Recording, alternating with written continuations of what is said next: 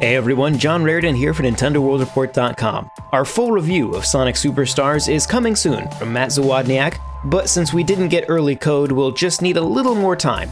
But while we wait, I thought I'd take a quick look at just the opening areas of the game and see how the Switch version is holding up on a technical level. The Sonic franchise, both 2D and 3D, have a somewhat mixed track record on Switch. While Sonic Mania delivered an excellent experience on the hybrid console, games like Sonic Frontiers and Sonic Colors HD came with some pretty heavy caveats for both image quality and frame rate. Unlike Sonic Generations or Sonic Colors, which blended both 2D and 3D stages, Sonic Superstars is a fully 2D game. But that doesn't mean we aren't seeing rich 3D geometry throughout. So let's start with the good news, and that's frame rate. Sonic Superstars runs at a near flawless 60 frames per second in both docked and handheld mode. Testing stages from the first 3 zones didn't yield more than the occasional single frame drop. That's the kind of minuscule drop you really only notice if you've got a frame rate graph on screen.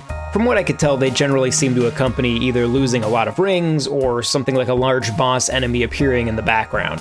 Both of these represent instances where large amounts of geometry suddenly appear on screen, so there's a good chance that loading in all of that new geometry is our culprit for that frame rate drop. Once again though, these frame rate metrics are excellent, especially compared to the 30 frames per second we've seen in Sonic Colors, Frontiers, Forces, and even Team Sonic Racing. 2D Sonic just feels so much better to play at 60 frames per second. So what's the catch? Your first instinct might be resolution, but that's actually a bit of a complex question to answer, so we'll come back to that in just a moment.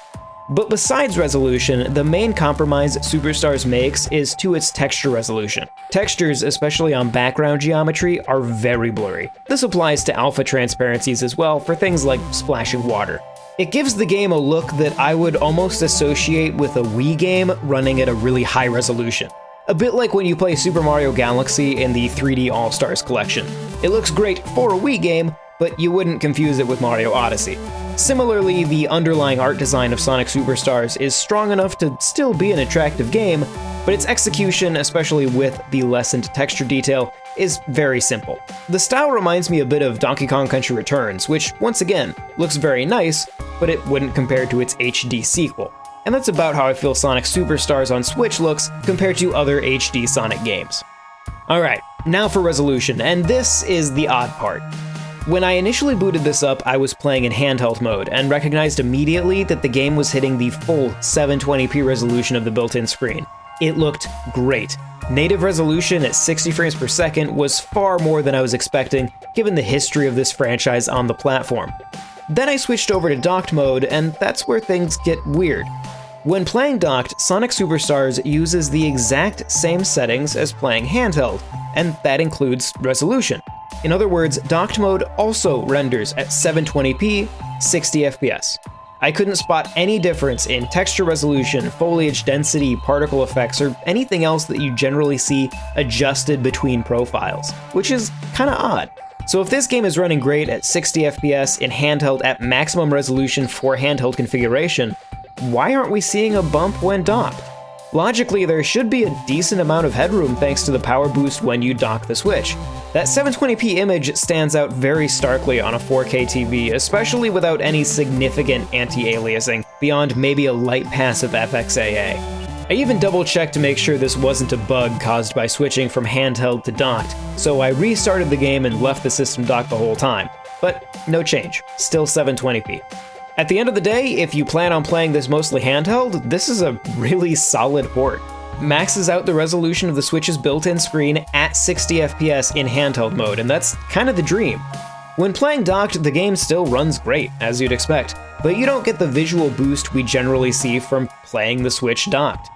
I'd be very curious to know if patches could potentially bring this up to at least 900p, if not a full 1080. As is, it feels like they optimized the game for handheld very well, then just sort of left it there rather than adjusting for docked mode. Even so, this is easily one of the best performing Sonic games we've had on the Switch thus far. But that's all I've got, as I don't want to dig too far into the actual game itself. I'll leave that up to Matt Zawodniak and his review. So keep an eye out for that review and make sure you don't miss it by subscribing to Nintendo World Report TV. You can check out NintendoWorldReport.com for a whole lot more, and if you want to chat with us about this or anything else Nintendo related, you can join us in our Discord using the link in the description. Once again, my name's John Rairdon, thank you very much for watching, and I will see you next time. This video is made possible by our generous supporters on Patreon. Did you know that Nintendo World Report is funded directly by fans like you? When you support Nintendo World Report on Patreon, you get immediate access to multiple exclusive podcasts every month, exclusive Discord channels, an early look at select content, and more, all for as little as $1 a month. Check out patreon.com/NWR for all the details.